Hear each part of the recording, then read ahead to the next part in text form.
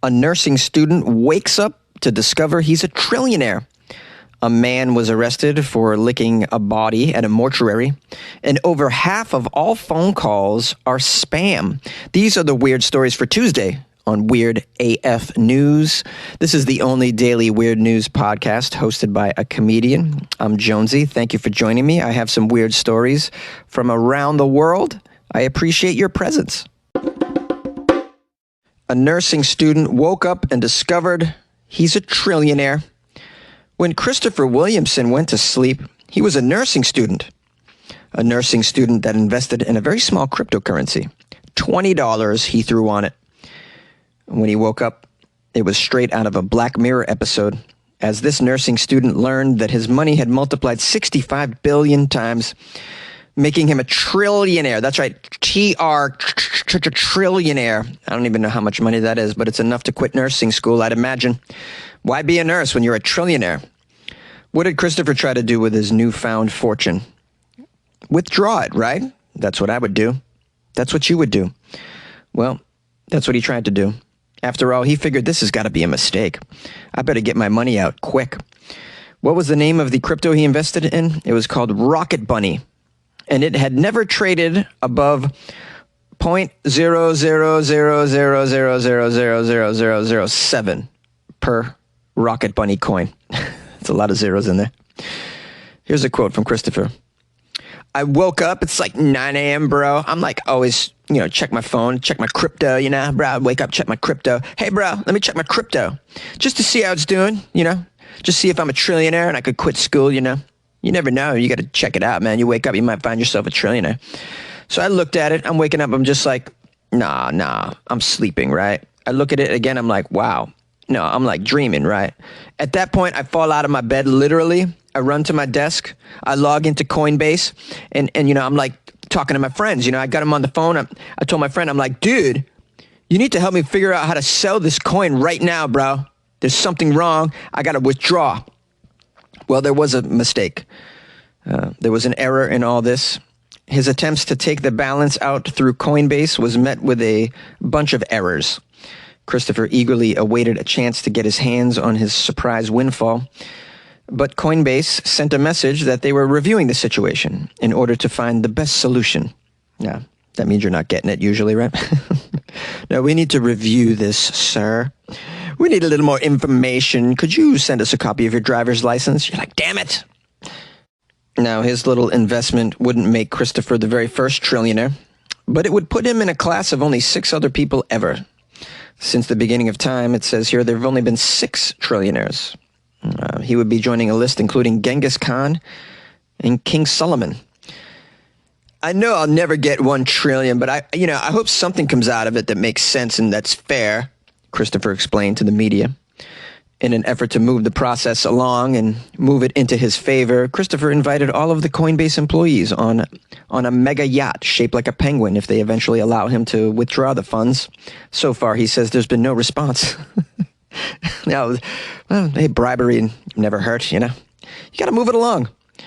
Christopher has been tweeting his journey as the first modern-day trillionaire. He said that if it isn't resolved soon, he will need an emotional support penguin. He loves penguins. This guy's very funny. I hope he gets his trillion. It sounds like he'll bring joy to the world with his money, Yachts made out of penguins. Who knows what else made out of penguins that he'll bring to the world? Maybe he'll give everybody a pet penguin. If I had $1 trillion, I could afford to give everybody something. Every person on this earth, I could give a little something. I don't know what. Maybe just an iced coffee. But that'd be pretty cool. I don't know. If you were a trillionaire, what would you give everybody on earth? What would you do with your trillion? Something good, I hope. You can't just spend it on yourself. How? There's just not enough time in your life to spend $1 trillion. Call the show, 646-450-2012. I want to hear from you weirdos. What weird ideas would you bring to $1 trillion? What weird actions, activities, events would you coordinate with $1 trillion? Yay! A man was arrested for licking a body inside a mortuary. Now, this is a story not for the faint of heart. If you guys can't handle someone licking a dead body, you might want to fast forward this. It's very strange. This took place in Kenya. Police arrested a young man, 22 years old. He was found licking the body of a dead lady at a hospital mortuary in Homa Bay. The man has been identified as Onyango Just one name. He's like Madonna, like Jonesy. Except for Jonesy and Madonna don't lick dead bodies at mortuaries. This guy's a troubled young man. He was nabbed. What was he doing exactly? Licking blood from a woman who, until her death, worked as a teacher. The media has established that the woman was shot dead by assailants while she was washing dishes at her house. However, Onyango is said to have snuck into the morgue and had an exchange with the attendants, who asked him to register his details before he was allowed to see any bodies. What is with these mortuaries in Kenya? You can just walk in and give your license and go visit dead bodies. You don't have to prove you're a relative, at least, or a friend, or one of those detectives, CSI style, or a doctor. You could just walk in and look at the bodies. What is this? Some form of entertainment? Just a free night out. Hey, what's going on? I'm broke, but I want to go out and have a good time. I'm going to go to the mortuary. They let you watch the bodies for free. You go in there and look at them. Yeah. When asked whose body he wanted to see, the suspect gave the name of a male and was directed to where the body was lying. Still, did you have to, should you be related to the male at least to go? Okay. I'm not going to question what's going on in Kenya because it's just something I'm never going to understand. So he viewed the body of the male, apparently. On his way out, he saw the body of a female teacher. He knelt beside it and started licking the body. Doesn't say where. I don't want to imagine where. The boss of the mortuary, named Monica, said that they were grilling the suspect over the incident and that there was need to establish whether he was involved in her death. They thought he might be involved in some way. It says here, it is very important that we find out whether Onyango was involved in the murder of this teacher. This can assist in knowing what is the link between his actions and her death. An attendant told the police that Onyango started tasting the blood with his right finger before he knelt and started reaching the blood using his tongue. Wow. Is this guy like auditioning to be a vampire? What is it? What's going on here? He's trying to join a vampire gang, and this is the initiation. You need to go to the morgue. Okay, you need to lick the blood of a dead virgin, if you can find one. I mean, I can't help but jump to the conclusion that this is some sort of fetish. I mean, the fetishes that I've covered on this show are just countless, and there's all sorts. There's a myriad of insane fetishes that I just would never think could be fetishes, but whatever you can imagine that could be a fetish is probably a fetish, including licking the blood of a dead person at a mortuary, I'd imagine. This to me is just another argument for cremation because, you know, once you're dead, you can't control who's touching your body or where it goes. And it's like kind of up for grabs in a way, especially if you're at one of these mortuaries where they just let anybody walk in if they pay a toll. It's just cremation, guys, cremation. You don't want anybody licking your body after you're dead. You like podcasts? You're listening to my podcast. Maybe you thought to yourself, I'd like to make a podcast. Too difficult. No, not with Anchor. Anchor has free creation tools that allow you to record and edit your podcast from your phone or your computer. Anchor distributes your podcast to Apple, Spotify, Stitcher, and more. They have advertising integration, so you can even make a little money off your podcast. Everything you need to make a podcast in one place. Download the free Anchor app or go to anchor.fm to get started. And good luck with your podcast. Good luck with your creation. Good luck with your life, man. Over half of all phone calls are spam. I find that easy to believe. Although unwanted calls are nothing new, spam calls, scam calls, robocalls affect thousands of people each day in the U.S. I'd imagine in other countries as well. Do you guys get a lot of scam calls? Scammers claiming to work for government agencies, claiming to be technical support, asking for your health insurance information. They cause great concern for people. I typically get that one about my car warranty expiring. I don't know what that's all about. But we got some data now. RoboShield is a California-based online safety services company. They surveyed over 1,000 Americans about their experience with unwanted cell phone calls. They wanted to discover how many total calls respondents received on their cell phone in a typical week and the number of unwanted calls, such as spam or scam or robocalls they received during the course of a week as well. On average, over half, 50% of the calls that people received were of the unwanted category. People in their 20s receive an average of 11 unwanted calls per week.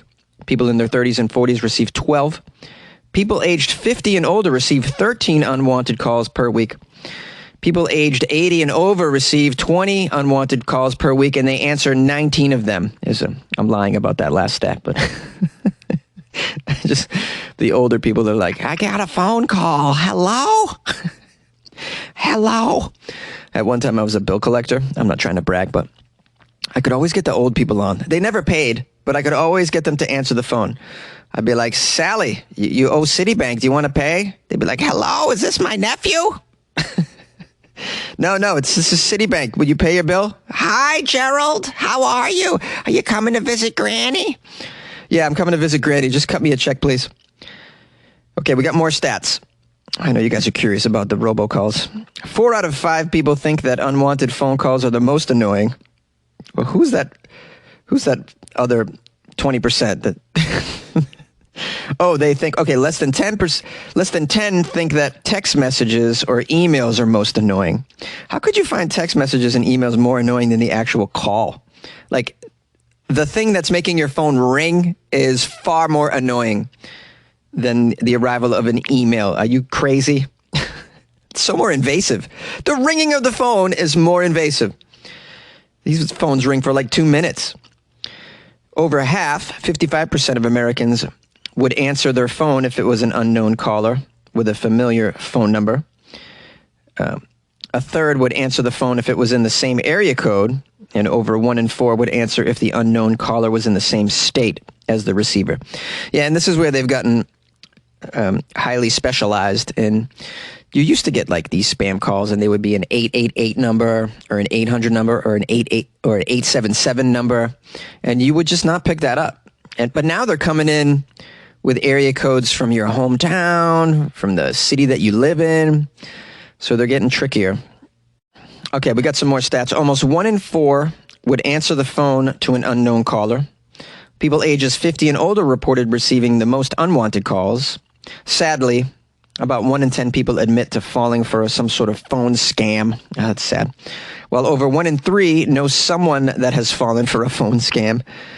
When scammers or spammers are suspected, almost 9 out of 10 do not answer the phone, but when they do, the claims of the caller vary significantly. Well, if you know it's a scammer or a spammer, I don't know why you would answer the phone unless you feel like just screwing with them, which I've done before. That's very fun to screw with these scammers and spammers. You sort of like flip it on them and prank them, say something mean about their grandparents. It says here, more than 1 in 2 people have received calls from scammers claiming to be from a government agency. 1 in 4 have received calls from scammers requesting their health insurance information. Almost 1 in 10 receive calls claiming a family member is in trouble, and 6.2% answer calls claiming a fine is owed for missing jury duty. A fine for missing jury duty. Does that even exist? A fine for missing jury duty? I thought they'd just send you another letter next year. Now it says here, efforts to reduce unwanted calls vary. 53% of people block unwanted callers' numbers using the features on their cell phone. That's what I do as well. 41% register the number on the no-call list on the National Do Not Call Registry. Oh, that's going an extra step there with the effort. I'll post the link to an article that features 5 ways that you can stop robocalls and scam calls. I'll post it in the Patreon and on the Facebook page for you guys if you want a little bit of help with that, because they're annoying. Absolutely annoying. Have any of you been scammed before? I'd like to hear your story. You don't have to give your name. You can do it anonymously. You got the phone number to my show. Email me, funnyjones@gmail.com. I'd love to hear of some sort of weird scam that they roped you in on. I mean, nothing life-threatening, of course. They try and do some weird stuff. There's always that one where they like go to the store and buy gift cards. They always want you to buy gift cards, like 100 of them. It's crazy. I've never fallen for one of those, thankfully, but they've tried. They've tried for sure. And that does it for another episode of Weird AF News. Thank you for joining me, and thanks for all of you who contributed by sending me stories. I appreciate that. You can always send them to me via email, funnyjones@gmail.com, or you can submit them through my website, weirdafnews.com. I'm very proud to say that I was mentioned on one of my favorite podcasts, which is Pod News, where the producer/host, James Cridlin, gave me a little shout-out for hitting 1,000 episodes. I'm going to play it for you. Listen up. Congratulations to Weird AF News for hitting episode 1000. It claims to be the only daily weird news podcast recorded in a closet, unless you know different. How awesome is that? This is a podcast I've listened to for a couple of years now. I get all my podcast news from Pod News. I highly recommend it. And the host, James, is extremely funny. He's very, very funny. And I really keep going back for him because he just makes me laugh. But that was super. He was a little late. I sent him the email, I don't know, a couple of weeks ago when I hit episode 1000. But I imagine he's inundated with messages all the time. So big thank you to James and everyone at Pod News, and I appreciate the shout out. And if you guys are into podcasting yourself and you want to keep up with the industry news, I recommend Pod News, which is a daily short pod news podcast. Pretty cool. What else? If you'd like to support my show on some level, leave me a review on either Amazon or iTunes, or tell a friend to check it out. I think that's very helpful. Word of mouth is always an amazing way to spread something. So, yeah. Lastly, I'm going to publish a couple phone calls, and you also can call the show, 646-450-2012. I'd love to hear from my listeners, and I appreciate the support, and I'll see you tomorrow. Hi, Jonesy. I wanted to congratulate you on the story today and your altruistic, benevolent, charitable, kind words that you used in response to every story. On the first story, it was about the missing pistachio nuts.